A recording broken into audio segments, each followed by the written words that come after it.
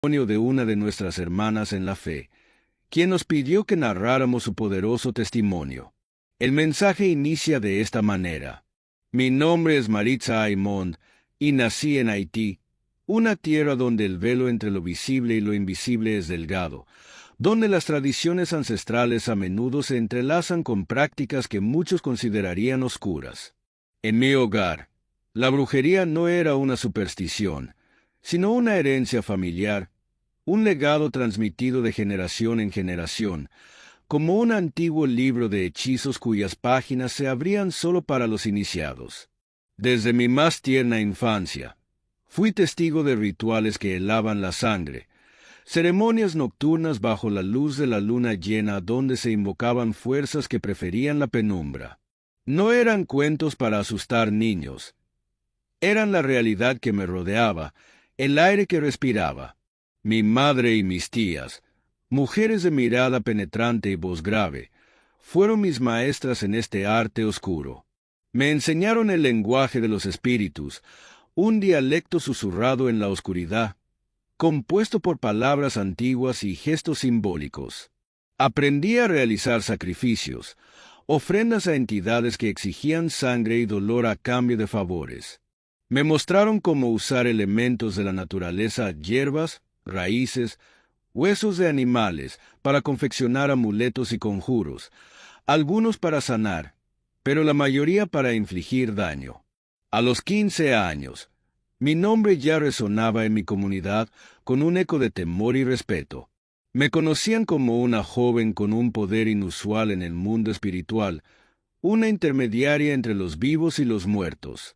La gente acudía a mí buscando soluciones a sus problemas, amor, dinero, venganza. Y yo, con un corazón endurecido por el orgullo y la sed de control, les ofrecía lo que pedían, deleitándome en el dolor ajeno, sintiéndome dueña de sus destinos. A los 20 años, buscando expandir mi influencia, me mudé a la República Dominicana. El ambiente era diferente, pero la necesidad humana de recurrir a lo oculto era la misma. Rápidamente, mi reputación se extendió, atrayendo a políticos ambiciosos, empresarios sedientos de éxito e incluso personas comunes, desesperadas por resolver sus problemas. Todos buscaban mi ayuda para obtener poder, riqueza o venganza. Yo les ofrecía mis servicios, tejiendo una red de oscuridad que se extendía por toda la isla. Pero había un objetivo que me obsesionaba, un blanco al que dirigía mis ataques más intensos: la Iglesia cristiana. Para mí, los cristianos eran una amenaza directa a mi poder. Entendía que su fe inquebrantable actuaba como un escudo contra las fuerzas que yo manipulaba.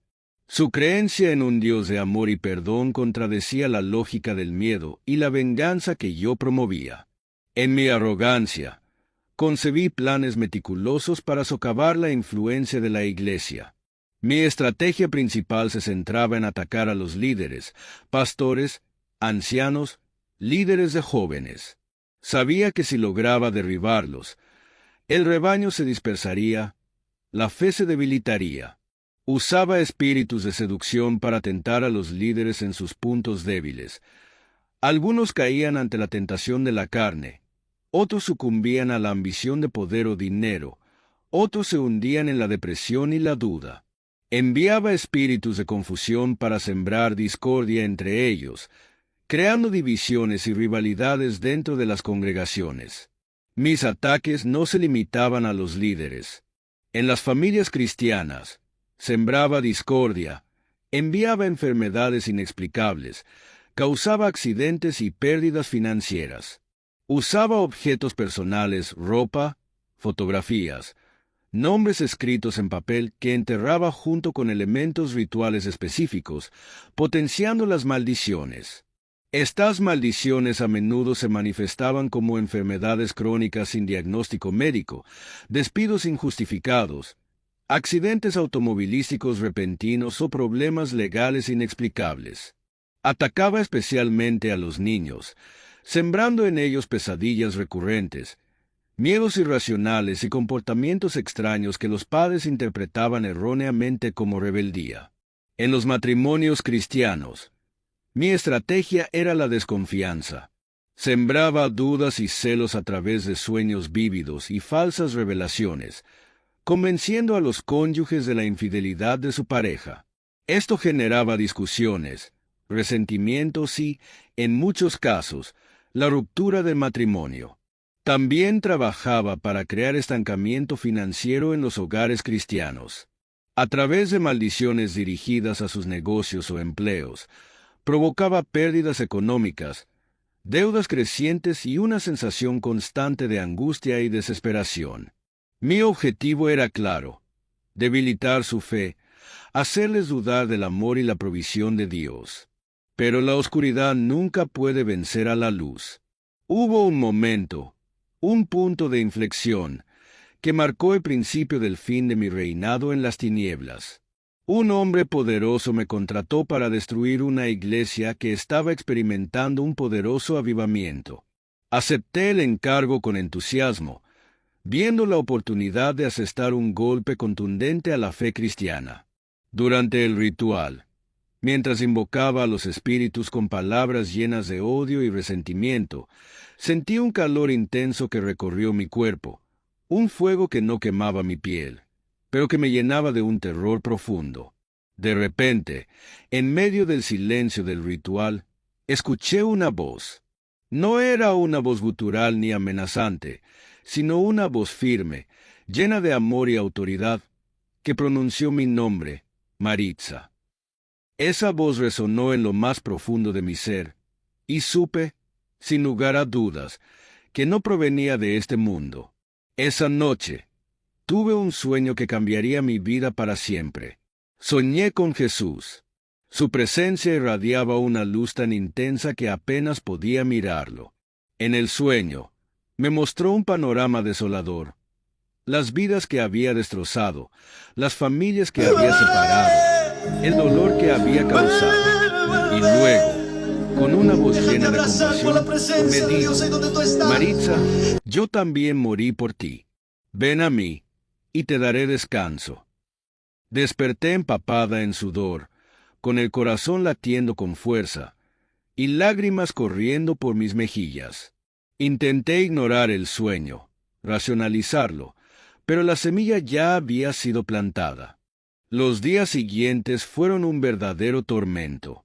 Los espíritus que antes me obedecían ahora se volvieron contra mí, atormentándome con insomnio, dolores inexplicables y voces acusadoras que resonaban en mi mente, instándome al suicidio. Vivía con miedo constante, sintiendo presencias oscuras a mi alrededor. En mi desesperación, tomé una decisión que nunca hubiera imaginado. Iría a la iglesia que había intentado destruir. Mi intención inicial era confrontar al pastor, exigirle que me dejara en paz, culparlo de mi tormento. Pero al cruzar las puertas del templo, algo extraordinario sucedió. Una paz indescriptible me invadió, un bálsamo para mi alma atormentada.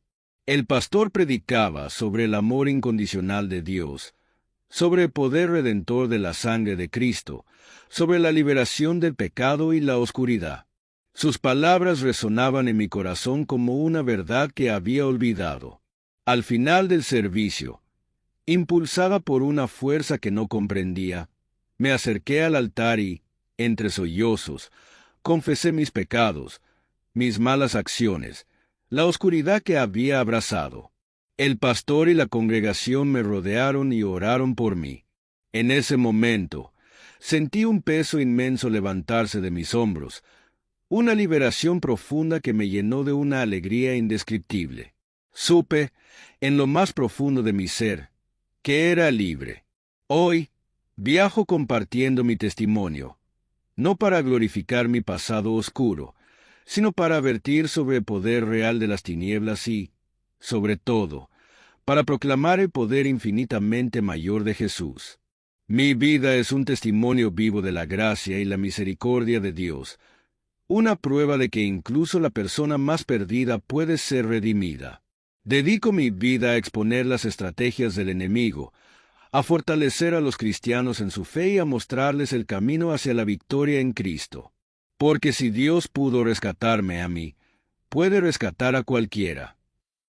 La impactante historia de Maritza nos confronta con la ineludible realidad de la oscuridad, no como una mera abstracción, sino como una fuerza tangible que acecha, buscando enredarnos en sus redes. Su inmersión temprana en el mundo de la brujería, un legado familiar arraigado en las tradiciones de Haití, la llevó a manipular energías y a invocar espíritus, creyendo erróneamente que ejercía control. Sin embargo, su testimonio revela la peligrosa verdad de que quien juega con fuego se quema.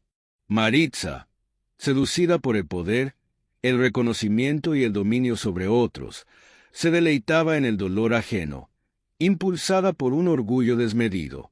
Sus ataques dirigidos a la iglesia cristiana desvelan una estrategia insidiosa: socavar a los líderes, sembrar discordia y debilitar la fe de las familias. Esta narrativa nos interpela directamente.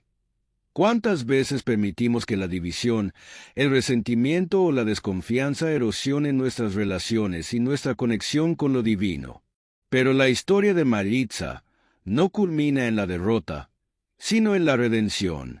En la cúspide de su oscuridad, experimentó un encuentro transformador con Jesús, una confrontación con la verdad de sus actos que, al mismo tiempo, le ofreció una vía de escape, una oportunidad para el arrepentimiento y el renacimiento. Este es el núcleo del mensaje. Por muy profundo que sea nuestro descenso en la oscuridad, la luz divina siempre está disponible, ofreciendo amor incondicional, perdón y gracia incluso en los momentos más sombríos. El relato de Maritza nos incita a la introspección. ¿Dónde depositamos nuestra búsqueda de poder? ¿En el control, la manipulación, el ego? ¿O buscamos la verdadera fortaleza en Dios, en su amor y su gracia? ¿Permitimos que la oscuridad nos consuma o abrimos nuestros corazones a la luz redentora de Jesús? En definitiva, el testimonio de Maritza es un faro de esperanza, un recordatorio de que el arrepentimiento es posible, la redención existe y el amor de Dios tiene el poder de transformar incluso las vidas más extraviadas. Su experiencia nos anima a examinar nuestra propia existencia, a reconocer nuestras zonas oscuras y a buscar la luz que nos libera. Porque, como ella misma atestigua, si Dios pudo rescatarla a ella, puede rescatarnos a cualquiera.